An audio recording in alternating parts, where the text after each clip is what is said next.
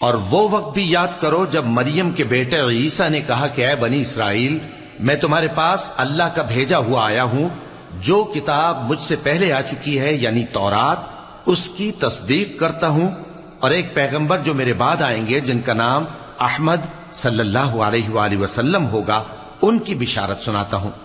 پھر جب وہ ان لوگوں کے پاس کھلی نشانیاں لے کر آئے تو کہنے لگے کہ یہ تو سراسر جادو ہے، اور اس سے زیادہ ظالم کون کہ بلایا تو جائے اسلام کی طرف